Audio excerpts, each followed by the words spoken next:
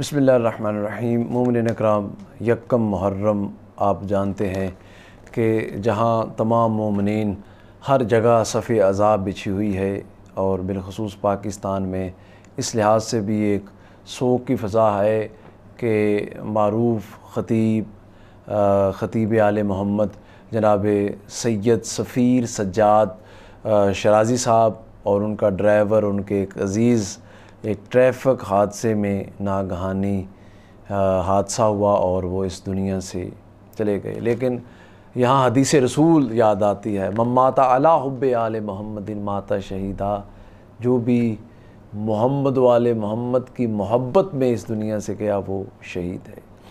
تو یقیناً عزادار تھے، عزاداری میں ان کی جان اس دنیا سے گئی، لیکن ہمارے دوسرے ذاکرین، واعظین، خطباء، علماء کو چاہیے کہ وہ اسے الارمنگ پوائنٹ سمجھیں اور احتیاط کریں۔ محرم الحرام میں ظاہر ہے یہ دنیا کے کونے کونے میں جا رہے ہیں، یہ ایک جگہ سے دوسری جگہ جاتے ہیں، ایک ضلع سے دوسرے ضلع جاتے ہیں، تو اس میں احتیاطی تدابیر انتہائی ضروری ہے، احتیاط کی جائے۔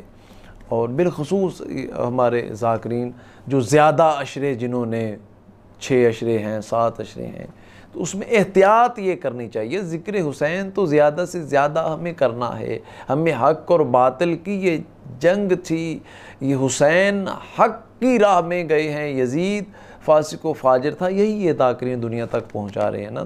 تو اس لیے ضروری یہ ہے کہ احتیاط کی جائے۔ اور جو ڈرائیور حضرات ہیں آپ کے، وہ بھی ظاہر انسان ہیں، اور اس میں انتہائی ہمارے ذاکرین، علماء، خطباء کو چاہیے ان کی نیند پوری ہونی چاہیے، ڈرائیور کی نیند پوری ہونی چاہیے۔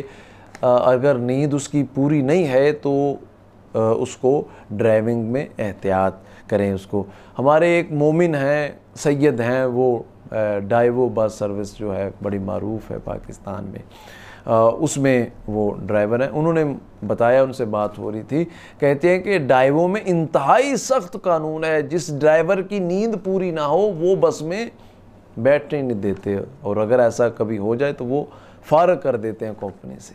اس لیے مومنین کرام ہمیں احتیاط کرنی ہے، ڈرائیور کو تیز رفتاری سے بچنا ہے۔ اور وہی بات جو میں نے پہلے عرض کی کہ تیز رفتاری سے کیسے بچیں گے؟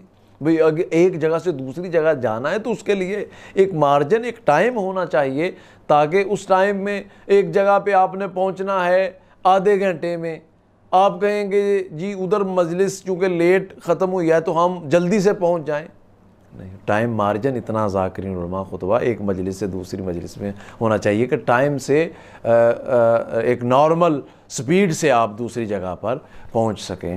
تو یہ احتیاطی تدابیر ہمیں اپنانی ہے، ہمیں کرنی ہے۔ زندگی ہے تو پھر ظاہر ہے سارا سلسلہ ہے۔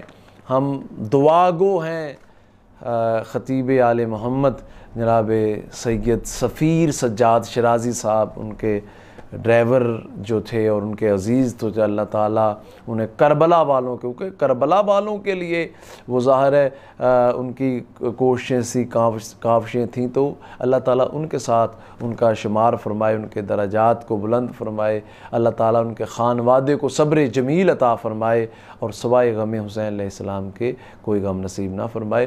تو ہمیں اس میں احتیاط کرنی ہے محرم الحرام میں۔ اللہ تعالیٰ ہر مومن و مسلمان کی حفاظت فرمائے۔